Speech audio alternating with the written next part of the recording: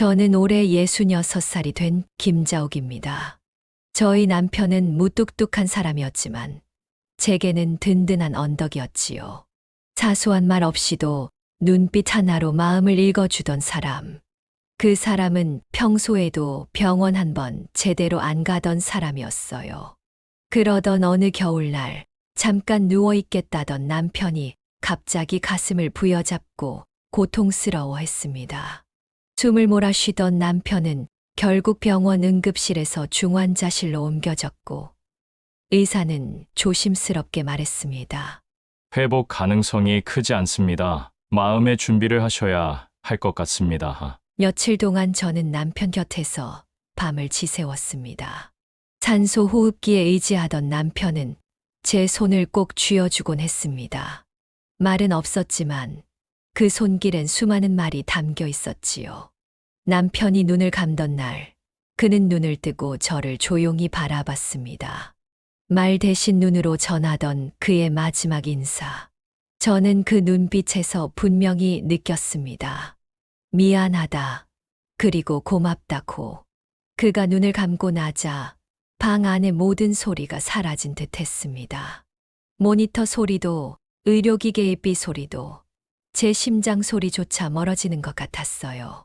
숨을 참고 앉아 있던 저는 그의 손을 놓을 수 없었습니다. 따뜻하던 체온이 점점 식어갈수록 제 마음도 서서히 얼어붙는 기분이었습니다. 집으로 돌아와 처음 맞은 밤, 불 꺼진 안방에 들어서며 멍하니 서 있었습니다. 침대 위에 아직 남아있던 그의 체온, 욕실에 널린 수건, 머리맡 탁자 위 일담한 신문, 그 모든 것들이 나를 무너뜨릴 것 같았어요. 식탁에 혼자 앉아 숟가락 하나 제대로 들지 못하고 결국 밥 한 그릇을 놓고 손만 모은 채 하염없이 울었습니다. 그 순간이 지금도 제 가슴 깊은 곳에 남아 있습니다. 긴 세월을 함께한 사람과의 이별은 그 어떤 말로도 쉽게 정리되지 않았어요. 그렇게 그 사람 떠나고 나서도 제가 무너지지 않았던 건 아들 덕분이었습니다. 어린 나이에 아버지를 잃고도 담담하게 제 손을 꼭 잡아주던 그 손이 제게는 삶을 붙드는 힘이었거든요. 장례식이 끝난 날 밤, 저는 겨우 밥 한 숟가락 떠먹고는 그대로 주저앉아 울고 있었는데 아들이 제 무릎에 얼굴을 묻으며 말했습니다. 엄마, 울지 마. 내가 엄마 옆에 있을게. 그 말에 제 눈물이 멈췄습니다. 무너지면 안 되겠다는 생각이 들었죠. 남편 대신 지켜야 할 이유가 있다는 게 그 시절 제 숨통이었습니다. 그 조그만 어깨가 제 모든 의지가 되어줬습니다. 하지만 그 하나뿐인 아들이 지금은 너무 멀게만 느껴집니다. 예전엔 하루에도 몇 번씩 전화하던 아이였는데 결혼하고 나선 연락이 점점 줄었고 이젠 제가 먼저 연락하지 않으면 일주일 넘게 아무 소식도 없습니다. 얼굴을 마주해도 옛날처럼 살갑게 웃지도 않고요. 무뚝뚝한 건 닮지 말았으면 했는데 점점 낯선 사람이 되어가는 것 같아 마음이 허전합니다. 그러던 어느 날 등기 이전 동의서와 관련한 서류를 전달해야 할 일이 생겼습니다. 진명의 정리를 도와달라고 아들이 부탁한 터라 괜히 실수할까봐 저는 아들에게 직접 서류를 전해주기로 마음먹었습니다. 저는 약속을 잡기 위해 아들에게 전화를 걸자 회의 중이라며 며느리에게 전해달라고 하더군요. 저는 곧바로 며느리에게 전화를 걸었습니다. 어머니, 언제든 오세요. 그 말에 마음이 놓였습니다. 괜히 불쑥 찾아가면 패일까봐 전날 저녁엔 다시 한 번 문자를 보내기도 했습니다. 그리고 그날 저녁 아들을 위해 반찬을 챙겼습니다. 아들 말로는 며느리는 입맛이 까다로워서 제가 보낸 반찬도 거의 안 먹는다고 하더군요. 그래도 아들은 먹을 거라 믿고 꾸준히 보내고 있습니다. 사실 며느리는 겉으론 예 바르고 친절하지만 이상하게 마음의 벽 같은 게 느껴졌습니다. 말 한마디, 표정 하나하나가 조심스러웠지요. 처음엔 낯가림이 심한가 보다, 피곤해서 그런가 보다 넘겼지만 시간이 지나도 그 조심스러움은 좀처럼 풀어지지 않았습니다. 제가 이야기할 때도 눈을 피하거나 미소를 지으면서도 어딘가 얼어있는 표정이 느껴졌습니다. 괜히 아이들 앞에서는 더 조심했고 웃을 때조차 눈치를 보게 되더군요. 저는 제 존재가 누가 되지 않으려 더 조심하려 애썼습니다. 그게 며느리를 위한 배려라고 생각했거든요. 기억나는 순간이 하나 있습니다. 첫 명절이었어요. 아들네 집에서 처음으로 차례를 지내기로 했고, 저는 전날부터 손수 전이랑 잡채를 준비해 갔습니다. 부엌에서 전을 데우고 있던 며느리에게 도와줄 게 없느냐고 물었는데, 며느리는 고개만 끄덕이며 아니요. 저 혼자 하면 돼요. 하고는 조용히 등을 돌렸습니다. 그 짧은 순간이 왜 그렇게 서운했는지 모르겠습니다. 함께 하려는 제 마음이 불필요한 간섭처럼 느껴졌던 걸까요? 그 일을 계기로 저는 더 조심하려 했었고, 그런 제 배려가 오히려 벽이 되어버렸던 것 같습니다. 그럴수록 마음의 거리는 더 멀어졌습니다. 약속 당일 아침 며느리에게 다시 한번 문자를 보내고 반찬통과 서류 봉투를 챙겨 집을 나섰습니다. 전날부터 허리가 욱신거리고 무릎도 제대로 굽혀지지 않았지만 아들이 부탁한 일이니 그냥 넘길 수가 없었습니다. 집을 나서기 전 몸 여기저기 파스를 붙였습니다. 첫 번째 버스를 타고 몇 정거장을 지나자 뒤터벅지가 저리기 시작했고, 지하철 환승 계단을 오르내릴 땐 숨이 턱 막혔습니다. 그래도 아들 내외 얼굴 보면 괜찮아지겠지 하는 마음 하나로 발걸음을 옮겼습니다. 두 번의 환승을 마치고 지상으로 올라오는 순간 다리에 쥐가 날 것처럼 아팠지만 저는 이를 악물고 다시 걷기 시작했습니다. 아들 집이 가까워질수록 마음은 조금씩 설레었습니다. 도착한 아들 집 초인종을 눌렀지만 집안에 아무도 없는 것처럼 고요했습니다. 혹시나 잠을 자고 있는 건 아닐까 싶어 한 번 더 눌러보았지만 여전히 반응이 없었습니다.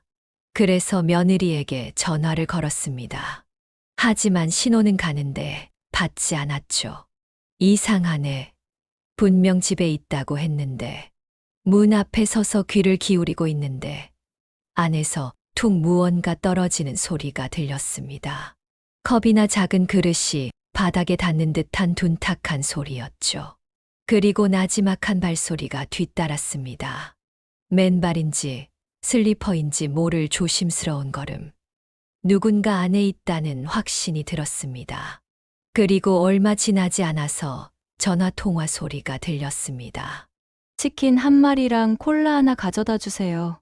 그 소리를 듣는 순간 살짝 떨리기 시작했어요. 안에 누가 있다는 걸 그제야 확실히 알게 된 순간이었죠. 그때부터였습니다. 저는 현관 앞을 떠나지 못하고 서성였죠. 문 너머에서 분명 인기척이 느껴졌는데 아무도 없는 척하는 그 침묵이 오히려 더 뚜렷하게 다가왔습니다. 서준아, 엄마야, 안에 있니?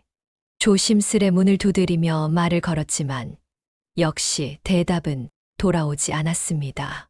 잠시 후 그렇게 한참을 문 밖에서 기다리고 있는데 배달원이 올라왔고 손에는 치킨과 콜라가 들려 있었습니다. 치킨 왔습니다. 저는 본능적으로 몸을 숨기듯 옆으로 비켰습니다. 그 순간 문 너머 익숙한 목소리가 들려왔습니다. 네, 잠시만요. 그러고는 살짝 열린 문틈으로 손만 나와 음식을 받았습니다. 그 손 저는 한눈에 알아봤습니다.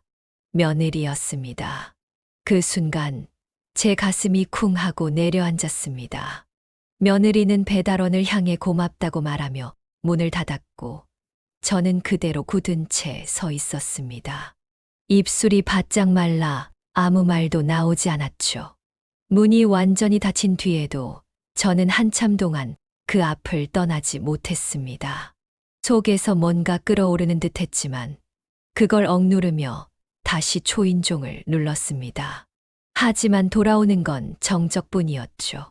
그래서 저는 다시 한 번 문을 두드렸습니다. 서준아, 잠깐 얼굴 좀 보자. 그렇게 시간은 천천히 아주 느리게 흘렀습니다. 장바구니를 들고 돌아오던 옆집 아주머니가 저를 보고 걸음을 멈추더니 놀란 얼굴로 말을 걸어왔습니다. 추운데 여기서 뭐 하세요? 저는 억지로 미소를 지으며 말했습니다. 아들 집인데 잠깐 볼일 좀 보러 왔어요. 근데 집에 아무도 없나 봐요. 아까 전에 만나서 이야기 나눴는데 오늘은 집에서 쉴 거라고 하던데. 저는 아무 말 없이 고개를 떨궜습니다. 시간이 얼마나 흘렀을까요? 무릎은 점점 저려오고 허리는 더 이상 버틸 힘이 없었습니다. 그제야 저는 느릿하게 자리에서 일어섰습니다. 그래, 내가 잘못 본 거겠지. 참 우습네. 혼잣말을 내뱉고 계단을 내려가려던 순간 문이 벌컥 열렸습니다. 놀란 마음에 뒤를 돌아보니 며느리가 서 있었습니다.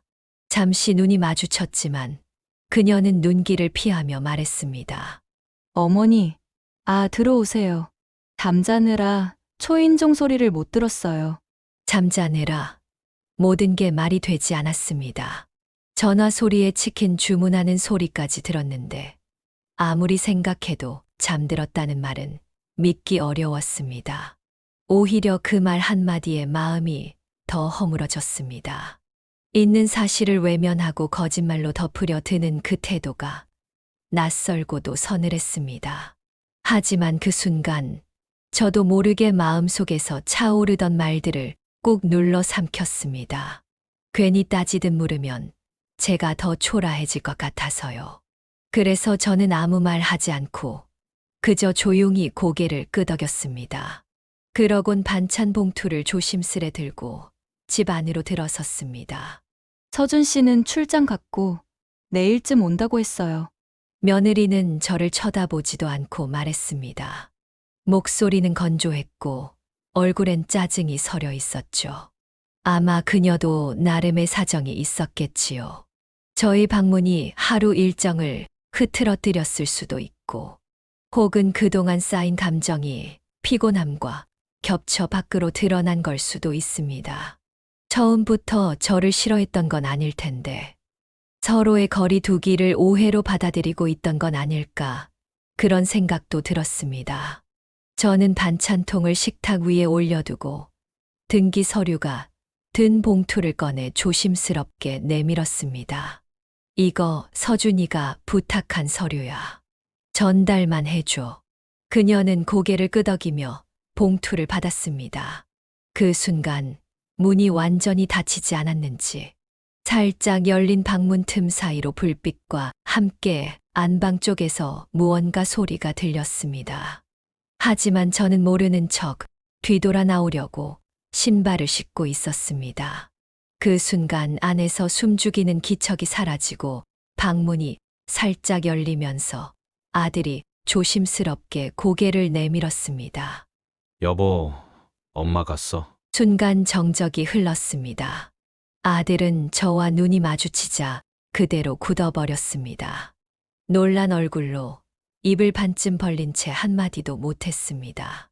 출장 간다며 제 입에서 조용히 흘러나온 말에 아들은 머리를 긁적이며 어색한 웃음을 지었습니다.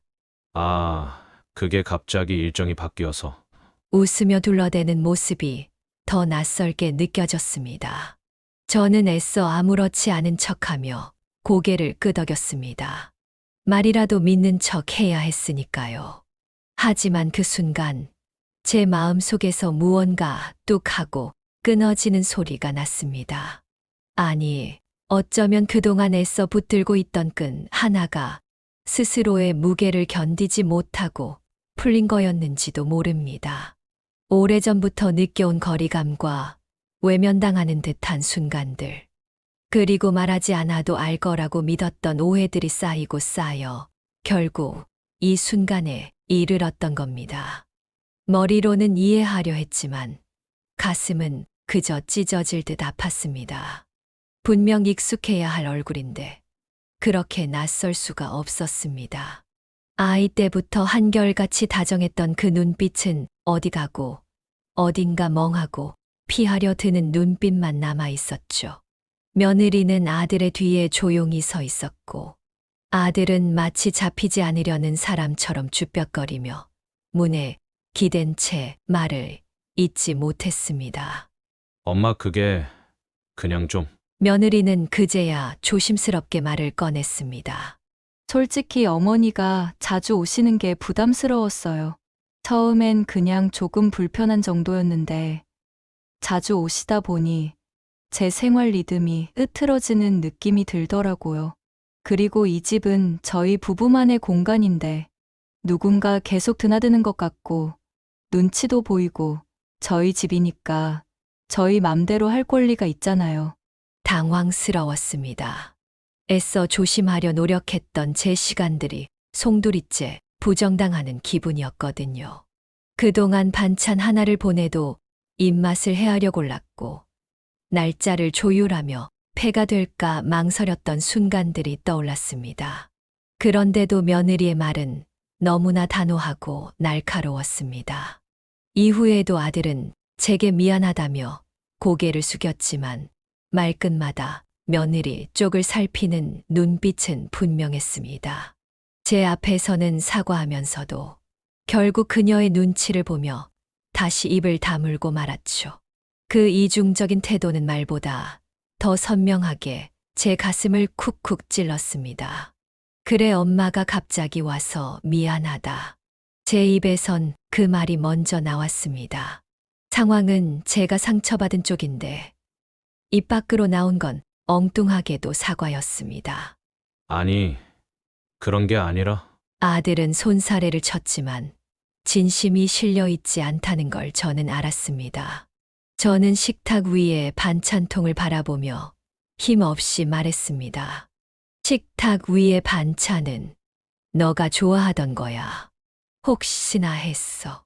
아들은 여전히 아무 말 없이 서 있다가 마지못해 식탁 쪽으로 다가왔습니다. 하지만 그 눈길은 반찬이 아닌 핸드폰으로 그리고 시계로 자꾸 흘러갔습니다. 저는 그걸 보고 조용히 일어섰습니다. 서류는 줬으니까 난 갈게. 아들은 갑작스러운 제 행동에 놀란 듯 말했습니다. 엄마 잠깐만 오늘 오신 김에 밥이라도 그 말은 마치 의례적으로 꺼낸 말 같았습니다. 식사라도 함께 하자는 그 한마디에 진심보다는 상황을 모면하려는 기색이 더 크게 느껴졌죠. 형식적으로라도 예의는 지켜야겠지라는 마음에서 나온 말처럼 들렸고, 그래서 오히려 더 서운했습니다. 됐어. 다음에 현관 앞에서 신발을 신는 동안 저는 속으로 다짐했습니다. 더는 기대지 말고 바라지도 말자. 계단을 내려가는 발걸음이 어찌나 무겁던지 무릎이 아프다는 감각조차도 희미해졌습니다. 집으로 돌아오는 버스 안 창밖을 보며 저는 아무 생각 없이 멍하니 앉아 있었습니다. 차창에 비친 제 얼굴이 어쩐지 낯설었습니다. 평생을 자식 위해 산 사람인데 지금 그 아이 집에서 쫓겨나는 기분이 들었습니다. 집에 도착하니 오후 2시를 조금 넘긴 시간이었습니다. 불 꺼진 거실, 조용한 부엌, 전기밥솥의 보온 등만이 유일한 불빛이었습니다. 가방을 내려두고 소파에 주저앉았더니 그제야 온몸에서 힘이 빠졌습니다. 다리에 쥐가 나듯 통증이 밀려왔고 무릎은 당장이라도 꺾일 듯 뻐근했습니다. 저는 아들 집에서 있었던 일들을 곱씹어 보았습니다. 하지만 이상하게 눈물은 나지 않았습니다. 억울함도 분노도 심지어 서운함조차도 말라버린 느낌이었습니다. 그저 멍하게 천장을 바라보며 마음속으로 계속 같은 말을 되뇌었습니다. 이제는 나를 좀 챙기자. 휴대폰을 들어 메모장에 적어두었던 재산 목록을 다시 꺼내 보았습니다. 집, 예금, 적금, 노후자금, 그 목록 하나하나엔 제 지난 삶이 고스란히 담겨 있었습니다. 남편 떠난 뒤 하루 한 끼를 라면으로 때우면서도 쌈짓돈을 모았고 마트 전단지를 오려가며 1,000원, 2,000원을 아꼈습니다. 연탄 봉사 다녀오는 길에 허리 삐끗한 날도 병원 한 번 안 가고 꾹 참았습니다. 그 힘겨운 하루하루를 버티면서 모은 돈은 고스란히 아들에게 물려줄 생각이었죠. 하지만 정작 그 돈을 저를 위해 한 번도 사용해 본 적이 없었습니다. 그런데 문득 이런 생각이 들었습니다. 내가 고생해서 모은 돈, 정작 나는 한 번도 누려본 적이 없네. 그날 밤, 저는 오래 묵혀뒀던 종이봉투 하나를 꺼냈습니다. 남편이 떠나기 전 남긴 유서와 함께 통장 복사본, 부동산 서류들이 담긴 봉투였습니다. 그리고 저는 펜 하나를 꺼내 들고 수첩을 폈습니다. 이제 엄마가 아니라 내 이름으로 다시 시작하자. 그 문장을 적으며 저는 아주 조용히 미소 지었습니다. 며칠을 고민했습니다. 아니, 이미 마음은 굳었고 남은 건 결심을 행동으로 옮기는 일이었습니다. 저는 부동산에 전화를 걸었습니다. 살던 집을 매물로 내놓고 싶다고요. 어르신, 혹시 어디 이사 가시려고요? 네, 혼자 살기엔 좀 크기도 하고 조용한 데서 마음 정리 좀 하려고요. 무슨 일 있으셨어요? 저는 잠시 웃으며 말했습니다. 그냥요. 너무 오래 남만 챙기며 살았더니 이제는 저한테도 좀 잘해주고 싶어졌어요. 제 목소리는 떨리지 않았습니다. 다만 속이 조금 뻐근했습니다. 남편과 함께 벽지 고르며 웃던 거실, 아들 돌잔치 때 한가득 풍선을 매달았던 천장, 여름마다 모기장 달고 창문 열어놓던 안바, 이 집 구석구석엔 제 시간이 너무 많이 남아 있었습니다. 하지만 이제는 그 시간을 정리할 때라고 생각했습니다. 더는 그 시절에 붙들려선 안 되겠다는 생각이 들었거든요. 남편과의 추억도 아들과의 어린 시절도 결국 지금의 제 외로움을 감춰주진 못했으니까요. 과거에 머무르면 저는 한 발짝도 앞으로 나아가지 못할 것 같았습니다. 저는 장판을 닫고 창틀 먼지를 털고 안 쓰던 냄비며 옷가지들을 상자에 하나씩 담기 시작했습니다. 작은 박스 위에 앉아 천천히 숨을 고르며 생각했습니다. 버리면 비워지고 비워지면 내가 보이겠지. 며칠 뒤 한 부부가 집을 보러 왔습니다. 젊은 신혼부부 같았습니다. 그 모습을 보는 순간 문득 예전의 저와 남편이 떠올랐습니다. 첫 신혼살림 시작하던 그해 겨울 베란다에서 나란히 서서 이 집 참 따뜻하다고 웃던 얼굴이 아른거렸습니다. 남편이 베란다를 둘러보며 말했습니다.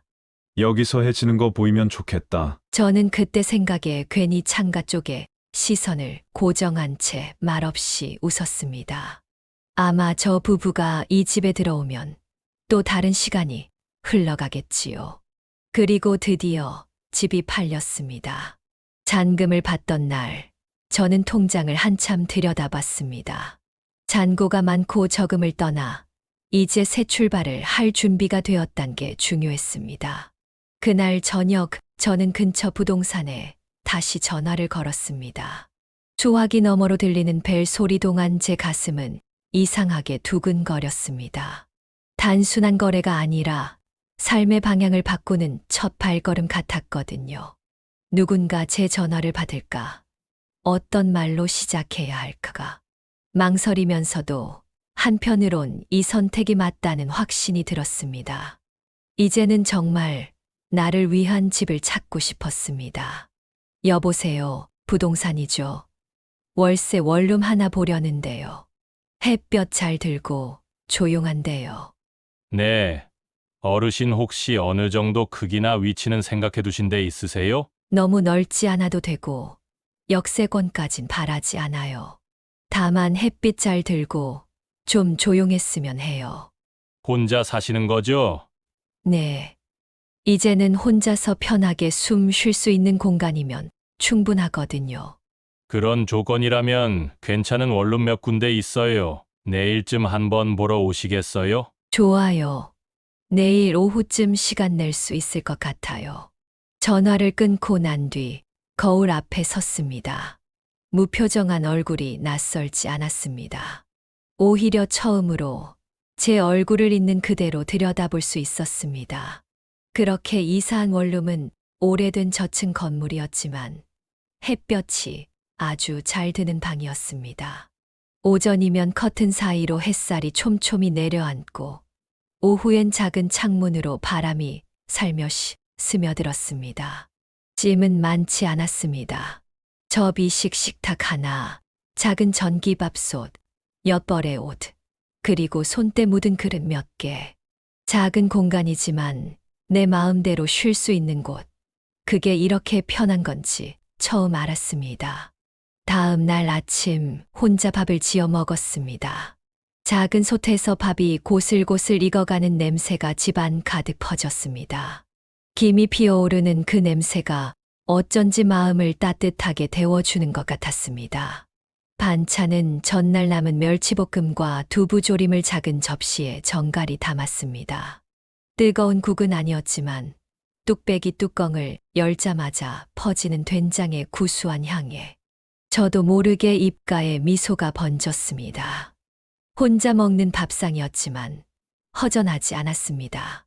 예전엔 늘 누군가를 위해 상을 차렸지만 오늘은 제 자신을 위해 준비한 자리였거든요. 누구 눈치도 시간도 보지 않고 제 속도대로 숟가락을 들었습니다. 조용한 식탁 위에서 국을 한 숟갈 떠먹는 순간 이런 평온도 꽤 괜찮다는 생각이 들었습니다. 낮에는 근처 공원으로 산책을 나갔습니다. 운동하는 사람들, 유모차 끄는 엄마들, 벤치에서 돋보기 낀 채 신문 읽는 할아버지들. 저는 그들 사이에서 아주 작은 존재처럼 앉아 있었습니다. 하지만 그게 나쁘지 않았습니다. 공원 한쪽 벤치에 조용히 앉아 있으니 세상과 거리를 둔 듯한 평온함이 밀려왔습니다. 누구도 저를 신경 쓰지 않고 저 또한 아무에게도 맞출 필요 없으니 그저 숨 쉬는 것만으로도 편안했습니다. 밤엔 라디오를 틀어놓고 메모장에 하루를 적었습니다. 별거 아닌 일들이었지만 제겐 모두 소중했습니다. 그리고 잠들기 전 작은 탁상시계 옆에 메모 하나를 붙였습니다.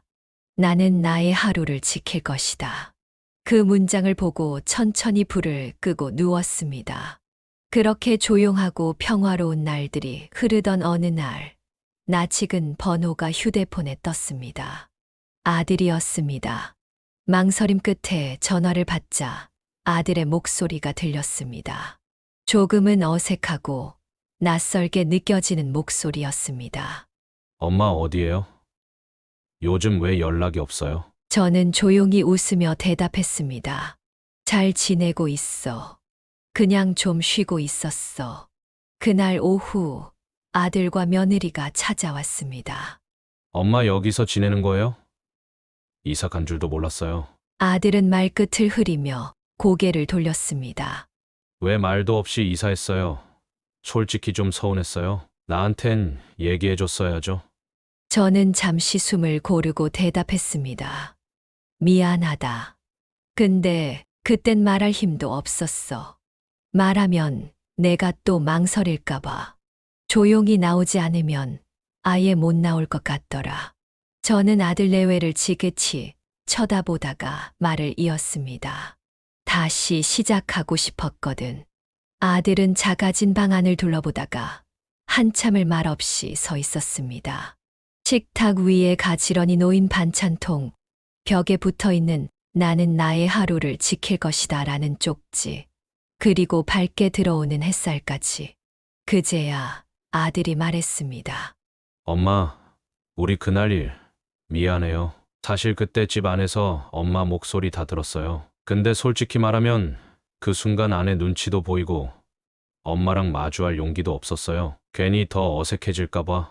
그냥 없는 척하면 넘어갈 줄 알았어요. 서진이도 어느 날 그 얘기를 꺼내더라고요. 할머니 왜 안 와? 하면서.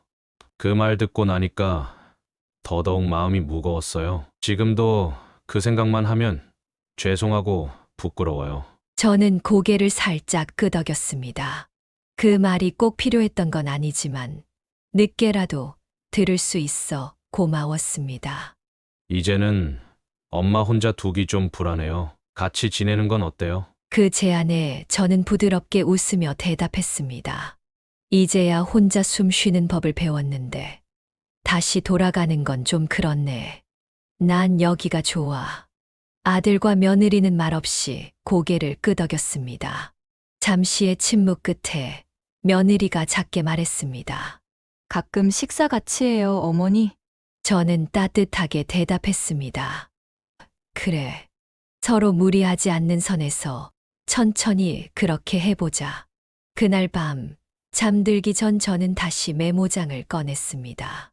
오늘은 아들이 왔다. 그 얼굴에서 진심을 느꼈다. 그리고 나는 흔들리지 않았다. 며칠이 지나고 저는 서랍에서 작은 수첩 하나를 꺼냈습니다.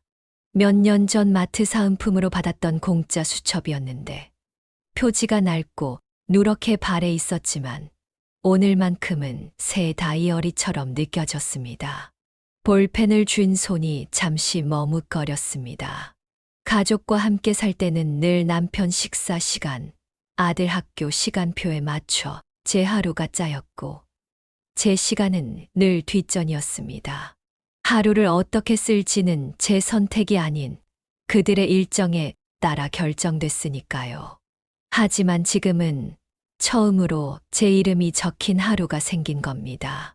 제가 정한 시간표에 따라 움직인다는 것만으로도 마음이 단정해졌습니다. 그날 오후 저는 복지관 앞을 서성이다가 문을 열고 들어갔습니다. 서예반, 난타교실, 실버댄스, 기초 스마트폰 교실 같은 글씨가 벽에 붙어 있었고 직원분이 저를 보며 반갑게 인사했습니다. 처음 뵙네요. 혹시 어떤 프로그램에 관심 있으세요? 내 서예 쪽이 눈에 들어오더라고요. 어릴 적에 잠깐 배웠었는데 다시 해보고 싶어서요. 그리고 서예반 첫 수업 날 저는 아침 일찍 일어나 준비를 했습니다. 따뜻한 물 한 잔으로 속을 달랜 후 거울 앞에 앉아 머리를 가지런히 빗었습니다. 예전 같았으면 누굴 만나는 자리도 아니니까 대충 묻고 말았겠지만 오늘은 달랐습니다. 제 하루니까요. 복지관에 도착했을 때 강당 한쪽에 책상이 정갈이 놓여 있었고 어르신 몇 분이 이미 자리를 잡고 계셨습니다. 수업이 시작하자 선생님이 붙잡는 법부터 차근차근 알려주셨습니다.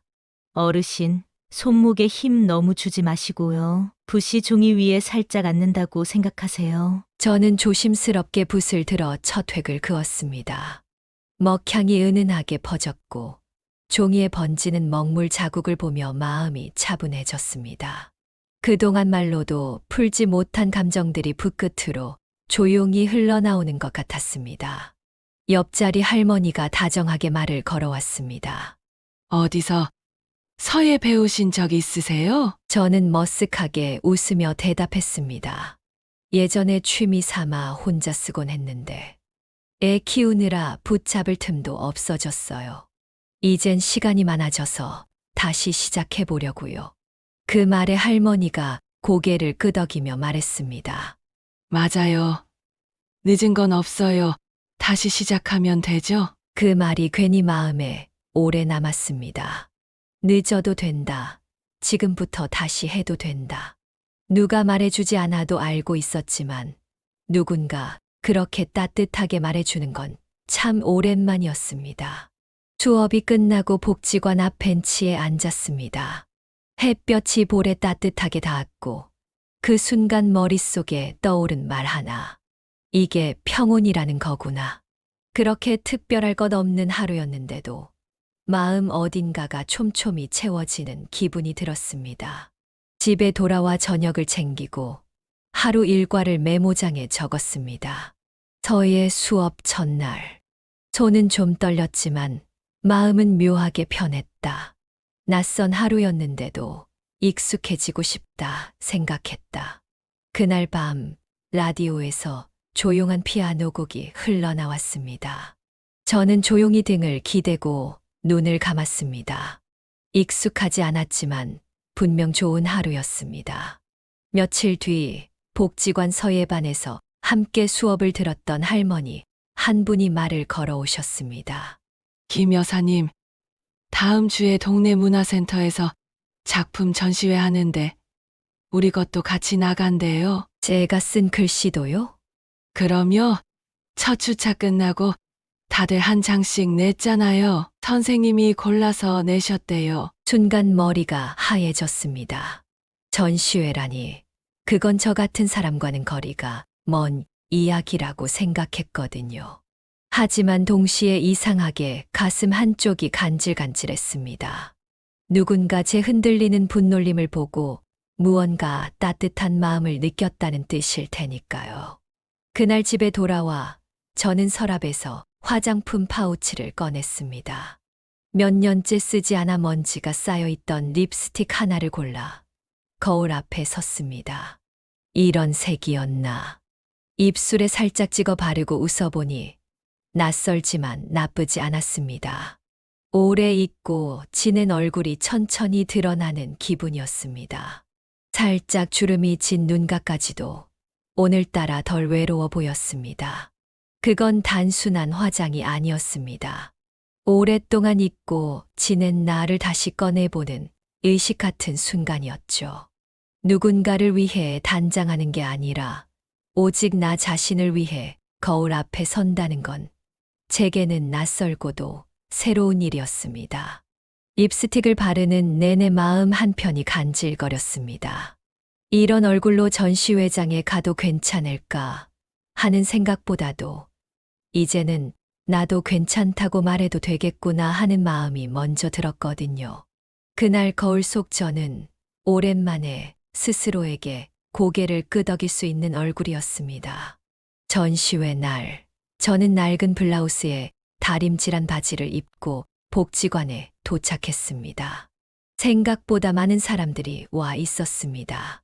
사람들 사이를 천천히 지나며 벽에 붙은 작품들을 하나씩 살펴봤습니다.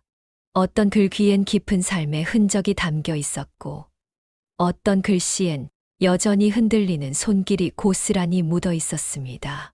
그런 글들 사이에서 저는 제 글씨를 찾았습니다. 한 구석, 제 글씨가 조용히 걸려 있었습니다. 하루를 아끼자. 오늘은 다시 오지 않으니까. 거기에 작은 이름표까지 붙어 있었습니다. 김순옥. 그 순간 마음속 어딘가가 뭉클해졌습니다. 누군가에게 보여주기 위한 글이 아니라 제 안에서 꾹꾹 눌러 담은 시간이 그대로 적혀 있었던 글씨. 제 앞에 서서 한참을 바라보던 중년 아주머니 한 분이 제게 말을 걸었습니다. 이 글 이상하게 마음이 편해지네요. 혹시 이거 쓰신 분이세요? 저는 조심스레 고개를 끄덕였습니다. 감사합니다. 저도 그 마음으로 쓴 글이었어요. 아주머니는 환하게 웃으며 말했습니다. 다들 화려하고 멋지게 쓰셨는데 이 글은 그냥 마음이 편하네요. 꾸밈 없는 글씨 같아요. 저는 작게 웃으며 고개를 숙였습니다. 사실 쓰면서도 많이 망설였어요. 괜히 지우고 다시 쓰기를 몇 번이나 했는지 몰라요. 아주머니는 고개를 끄덕이며 말했습니다. 그런 마음이 그대로 전해졌나 봐요. 보는 사람이 편안하다는 건 쓰신 분 마음이 진짜 따뜻했다는 뜻이잖아요. 그 말에 저는 왠지 모르게 눈시울이 살짝 붉어졌습니다. 누구에게 잘 보이기 위한 삶이 아니라 이제는 제 감정 그대로를 표현한 하루였다는 게 비로소 누군가에게 닿았다는 사실이 고마웠습니다.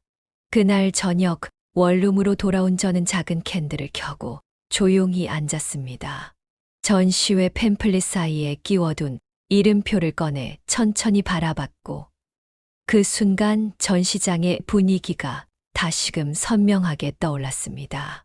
복지관 2층 전시실은 따뜻한 조명 아래 조용한 클래식 음악이 흐르고 있었고, 글씨 앞에 선 사람들은 하나같이 진지한 얼굴로 작품을 감상하고 있었습니다. 글귀를 따라 고개를 끄덕이거나 작은 목소리로 감탄을 나누는 모습도 보였죠. 그 속에 저도 섞여 있었습니다. 어느 중년 부부는 제 글씨 앞에서 한참을 서 있다가 서로를 바라보며 미소를 주고받았습니다. 저는 멀리서 그들의 대화를 상상해 보았습니다. 이 글귀 당신한테 하는 말 같네. 오늘 하루도 너무 바쁘게만 살았지. 당신도 그렇잖아. 우리 둘 다 매일 바쁘다는 이유로 서로한테 무심했지. 하루를 아끼자 맞는 말이네. 이제 좀 여유를 가져야 할 것 같아. 그들은 잠시 침묵하며 글씨를 바라봤습니다.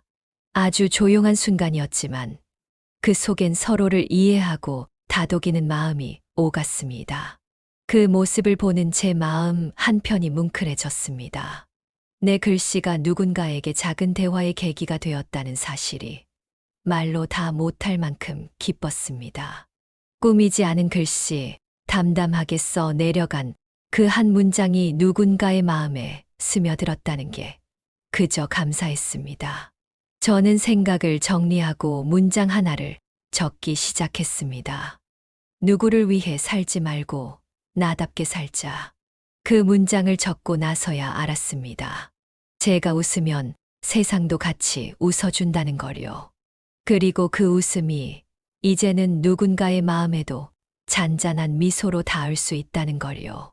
전시회 이후 복지관에서 서예반 할머니들과 어울리는 시간이 하나의 루틴이 되었습니다. 수업이 끝나면 함께 점심을 먹기도 하고, 때론 공원 벤치에 둘러앉아 도란도란 수다를 떨기도 했습니다. 그렇게 저는 오랜만에 누군가와 마음 놓고 웃고 떠드는 시간을 보내고 있었습니다. 그러던 어느 날, 또 다시 아들에게 전화가 왔습니다. 엄마, 이번 주말에 시간 괜찮으세요? 서진이 생일인데 할머니 얼굴도 보고 싶다고 해서. 식사라도 같이 하면 좋을 것 같아서요. 잠시 침묵이 흘렀습니다. 그 말이 반가우면서도 낯설었기 때문입니다. 아들의 초대는 단순한 식사 제안이 아니었거든요.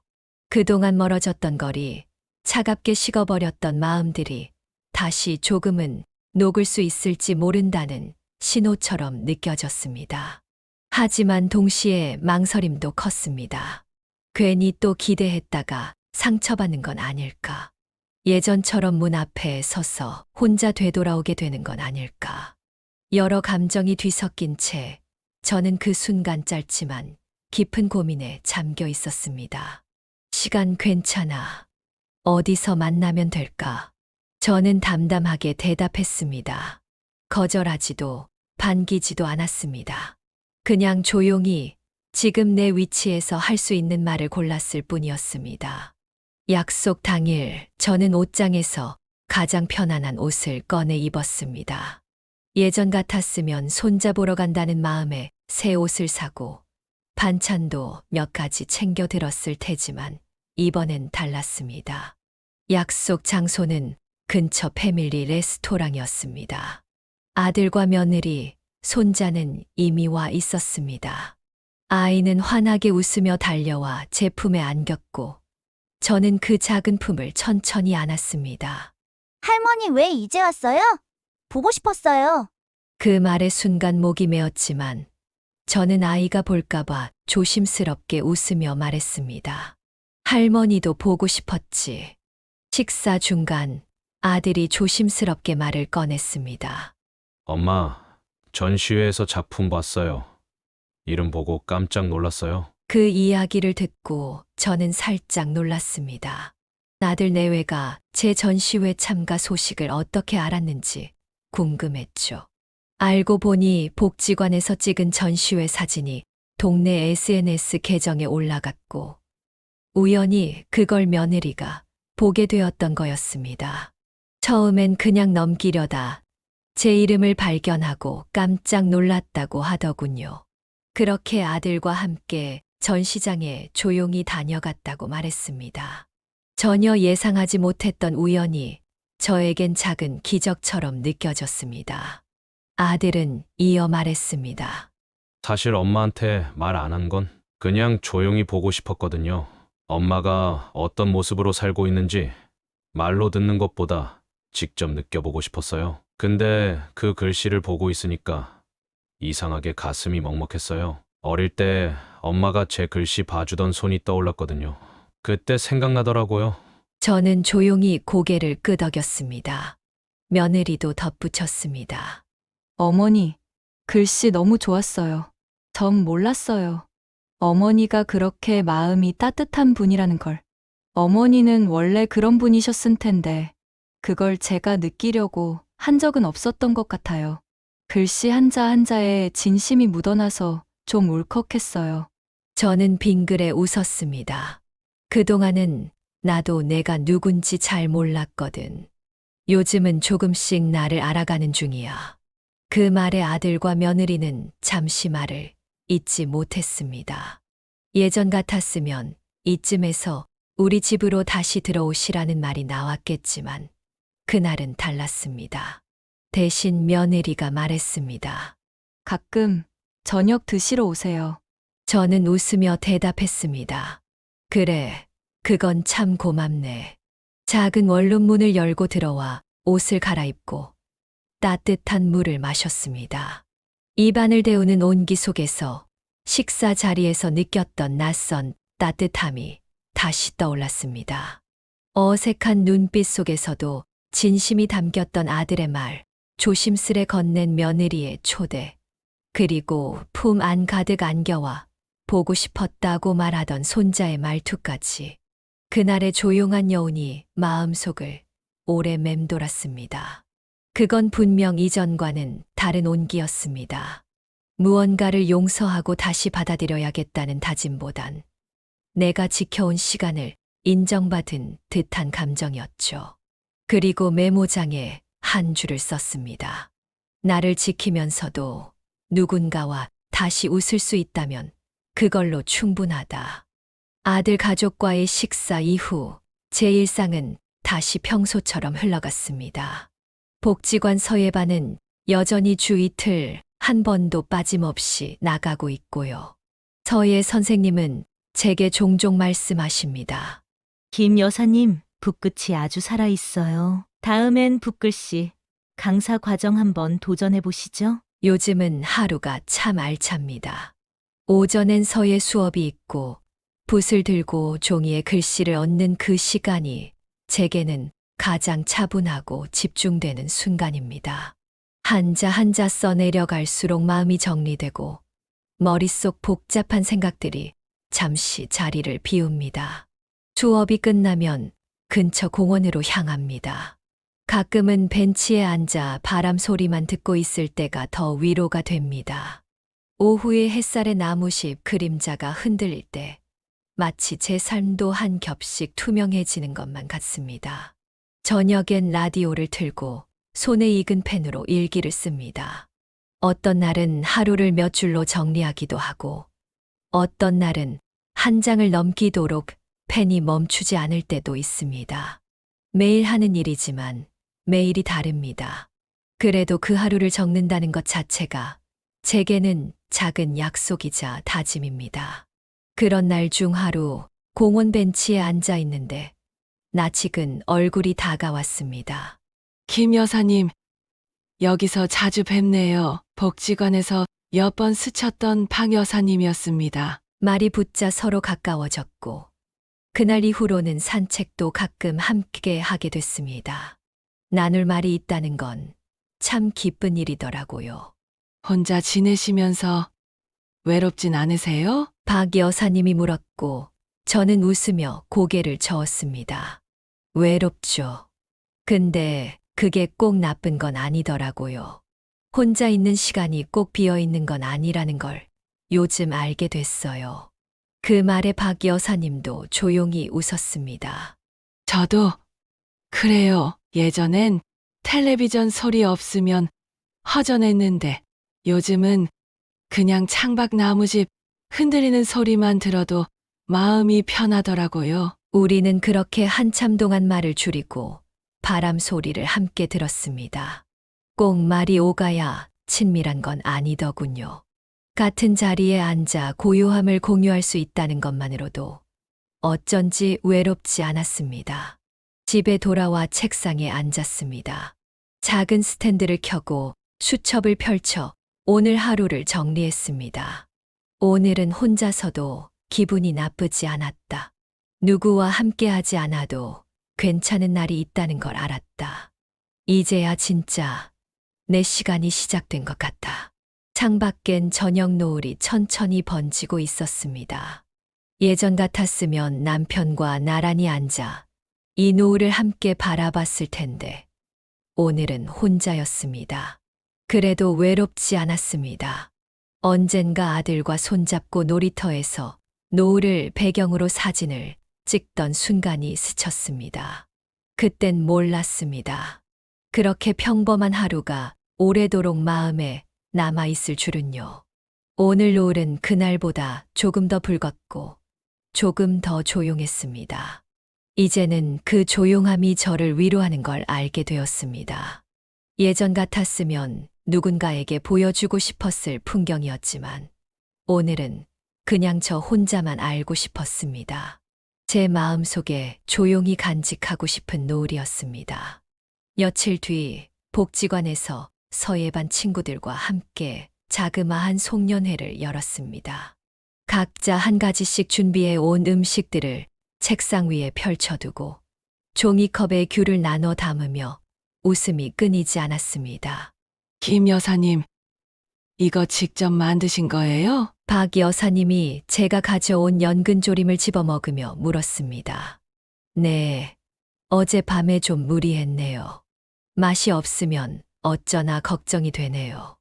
무슨 말씀이세요? 정성이 느껴져서 그런가 너무 맛있어요. 다 먹는 것보다 훨씬 좋아요. 서예 선생님도 환하게 웃으며 말씀하셨습니다. 다들 이렇게 한 해 마무리하면서 서로 작품도 나누고 음식도 나누고 마음까지 따뜻해지네요. 이런 자리가 참 소중한 겁니다. 우리는 그 말에 서로 고개를 끄덕이며 작은 종이에 자신이 올해 가장 마음에 들었던 문장을 하나씩 적어 돌려 읽었습니다. 제 차례가 되었을 때 저는 조금 머뭇거리다 하루를 아끼자 오늘은 다시 오지 않으니까 라고 적힌 종이를 꺼내 보였습니다. 김 여사님, 이 글씨는 볼 때마다 마음이 편해져요. 박 여사님이 제게 말했습니다. 따뜻한 사람이란 게 글씨에도 묻어나네요. 그 말에 저는 조용히 웃으며 대답했습니다. 그 글씨 쓸 땐 저도 그랬던 것 같아요. 하루하루를 소중히 여겨야겠다고 처음으로 제 마음이 또렷해졌던 날이었거든요. 그날의 대화는 잔잔했지만 오랜만에 마음이 꽉 차오르는 시간이었습니다. 각자 집에서 조촐하게 싸온 과일과 떡을 나눠 먹고 한 해 동안 쓴 글씨 중 마음에 드는 문장을 서로에게 보여주는 시간을 가졌습니다. 그때 처음으로 제 마음 안쪽을 들여다봤던 것 같아요. 누구 눈치도 보지 않고 그냥 내 마음을 내 손으로 꾹꾹 눌러 담았던 글씨. 어쩌면 그날이 제 인생에서 처음으로 제가 저를 온전히 이해했던 시간이었는지도 모르겠어요. 그렇게 한 해가 저물고 있습니다. 예전 같으면 연말은 늘 허전하고 쓸쓸했는데 올해는 그렇지 않네요. 조용히 나를 지키는 일이 이렇게 큰 위로가 되는 줄 몰랐습니다. 다음 해가 어떤 모습일진 모르지만 저는 그냥 제 자리에서 제 호흡대로 살아가려 합니다. 누구와 비교하지 않고 누구에게 보이기 위해 애쓰지 않고요. 저는 이제 김자옥이라는 이름으로 천천히 단단하게 살아갑니다. 사실 예전에는 제 이름으로 불리는 일이 드물었습니다. 서준이 엄마, 아줌마, 어머니라는 호칭들 속에 제 이름은 희미하게 가려져 있었죠. 제 존재는 늘 누군가를 위한 배경처럼 느껴졌습니다. 하지만 이제는 다릅니다. 내가 쓰고 싶은 글을 쓰고 내가 가고 싶은 길을 걷는 하루. 그 하루에 제 이름이 또렷이 새겨져 있다는 것만으로도 마음이 든든해집니다. 그리고 그걸로 충분합니다. 제 이야기는 여기서 끝내야겠네요. 부족한 제 이야기를 끝까지 들어주셔서 진심으로 감사합니다. 늘 건강하고 행복하세요. 네, 오늘 이야기는 어떠셨나요? 오늘 이야기를 듣고 어떻게 생각하시는지 어머님, 아버님의 생각을 댓글로 공유해주세요. 저는 또 다른 사연으로 찾아뵙겠습니다. 좋아요, 구독, 알람 설정을 통해 앞으로도 따뜻한 정을 나눌 수 있게 함께 해주세요. 어머님, 아버님의 삶의 지혜와 경험을 나눌 수 있는 통로가 되겠습니다. 오늘도 인생을 바꾸는 관점을 통해 사연을 들어주셔서 감사합니다.